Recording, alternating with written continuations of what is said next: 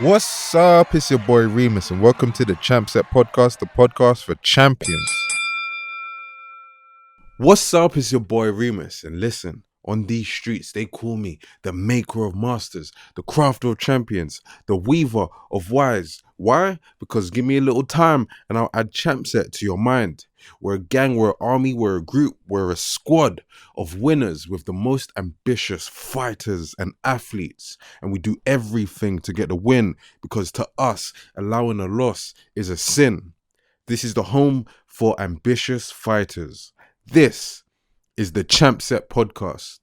And today, I'm with my baby. That's my second book, Automatic Ambition. And today I wanted to talk about reframing. I want to talk about having your mind see the world as a setup for your greatness, as just a setup for the success you're about to have. Everything revolves around you. Why? Because you're the champion, and it should. That's how everything is in life. It's either two people, it's two energies. It's the yin, it's the yang, it's the receiver, it's the doer. It's like the giver or the receiver. It's like the doer, the active person or the passive person. And we need to make sure we're on the right side of these things. It's the buyer, it's the seller, it's the creator or it's the consumer. And we need to be on the proactive side of things if we want to be champions. And that's basically what this book is about, Automatic Ambition. And what I talk about is controlling your thoughts, because that controls how you feel. And your thoughts and your feelings together and the vision you have controls what actions you're going to do, which of course get the results that you're going to get. So a lot of people, they're kind of lazy with it and they don't see the opportunity to be proactive. And to be proactive on a large scale, you have to be proactive on a small scale. This is something I've realized every champion has. Every champion in boxing history was proactive. They take charge.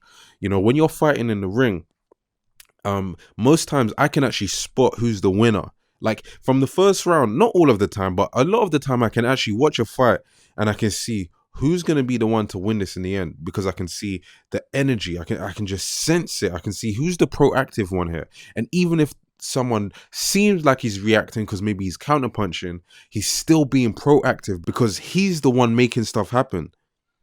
Even if it seems like he's not the proactive one, he actually is. Even if he's like counterpunching and stuff, which seems reactive on the surface, he's making it happen. He's making stuff happen. He's being the one to beat. And you have to kind of get this mindset on an everyday level so that you can incorporate it in the ring easier, because it's just a part of your character.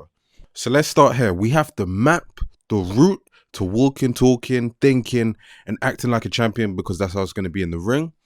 And we have to start somewhere, right? So greatest champions in history are proactive and not reactive. Floyd Mayweather, he's proactive. Muhammad Ali, he takes charge. Mike Tyson, they're proactive guys. They make stuff happen. And you're not just going to just go in the ring and all of a sudden have that character. No, you got to forge that character to make sure you do it in the ring. You can't leave it up to chance, right? So you're going to be on one side or the other. You're going to be a creator or the consumer. You're going to be the buyer or you're going to be the seller. You're going to be the doer and you execute, or you're going to be the thinker and it would have been lovely if I did do it, right? And of course, the book is here because in that book, I talk about this stuff to basically rewire your brain so that you think like this, right? And one technique you can do that is to reframe how you look at the world. What I mean is this: you actually have to take charge of that from the root. You have to take charge of that from the the action of how you speak and action of how you do things and how you look at things. And just so that it becomes really automatic, it becomes automatic ambition. So what I'm going to do is I'm going to read a bit of the book right now so you can see what I'm talking about. So in the chapter, it's about Cus D'Amato, I believe. In a chapter about Cus D'Amato and Mike Tyson. And more importantly, it's actually going to disable, right? Not just enable you to get what you want, but it's going to disable the things that don't get you what you want. It's going to help that confidence. It's going to give you that boost to say, you know what, this is the right course of action and let me fucking take it. So one thing I speak about in the book is reframing. There's one thing, like let's say there's an apple, right? You might have an apple, but according to different people and different perspectives, and those people have different desires, that apple means many different things. So for some person, they could look at the apple and go, whoa, that apple looks really fucking nice. I really want that. Another person could look at it and go, oh, that's disgusting. Um, uh, uh, Say like there's a bite taken out of it. Someone might go, you know what? I don't want that. That's disgusting. A homeless person might not care. Or you could see, or maybe a caterpillar looks at that and he's not really going to even see it like that. But we kind of have to look at situations like that. We have to see what see this situation and say to ourselves, no matter what this situation looks like, there's something to be taken out of it. And one way I've realized that you have to, what you have to do to have this mindset is to change the way you speak. Some people don't take control of the way that they speak, and it really fucks up their perception. Talking is actually the easiest thing to stop. It's actually easier to change the way you talk than to change how you think. And if you change the way you talk, you'll eventually change the way how you think. Right? So I'm gonna read a little bit out of the book, and you'll see what I mean. So I say, okay. So it says a champ affirmation, because in the book there's literally affirmations that you have to like say, right? And it says reframing examples. When you are waiting in the dressing room before a match, turn your pessimistic statements into confident ones. Instead of saying, my opponent looks like he is in great shape, he probably hits hard, say, my opponent looks like he's in great shape. He may be a hard hitter, but I've trained hard enough to endure anything he could give. Instead of saying, I hope I'll do good, say, I have prepared superbly. I know I will perform to my best. Substitute, there are so many people watching in the audience. What if I mess up? Say, there are so many people watching in the audience. I'm excited to entertain them with my skills. Instead of saying, what if I didn't do enough to get in shape? Say, I did my best with the time I had. I'm ready. Instead of saying, I feel nervous, I don't want to fight, say, I feel nervous. That's a sign I'm excited to fight. And that's all I'm going to say on that. That's all I'm going to read.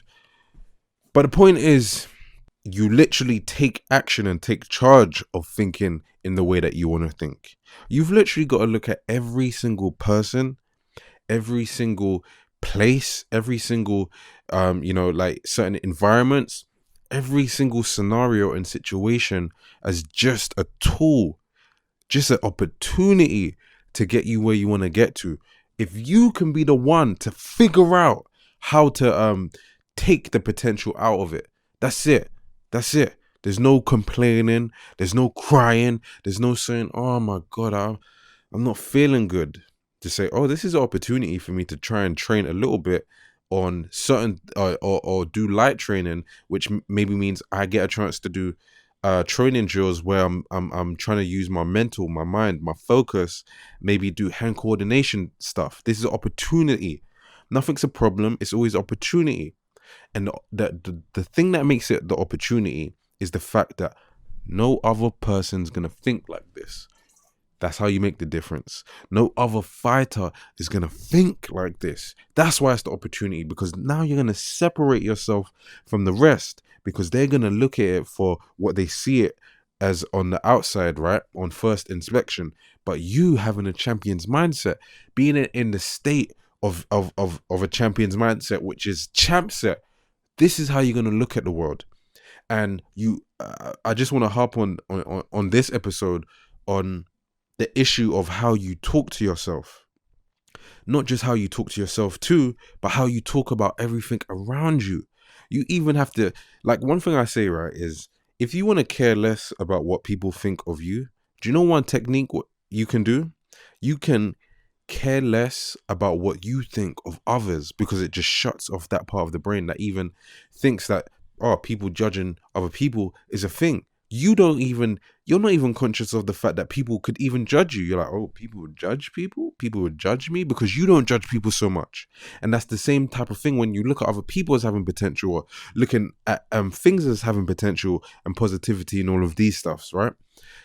You naturally just see it on yourself too, because that's all you see, right? So you have to change the way you speak about not just yourself, but the things around you. Your mind just it's like, I guess the neuron pathways are just more primed for positivity, for potential. And this ain't no feel good, do good stuff. It's none of that. I'm saying this so you get the win. That's why I'm saying it. But that's exactly what Automatic Ambition was written for. That's exactly what it's for, just to train the brain to see what you want. But anyway, that's all I'm gonna go into in this podcast episode. Tune into the next one, and maybe we'll talk about something else.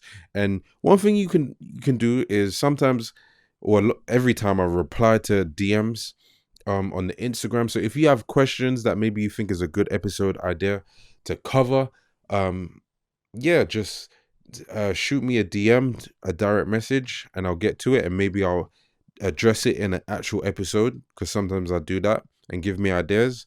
And yeah, that's it. So stay focused. Let's get this fucking greatness. Shamsa.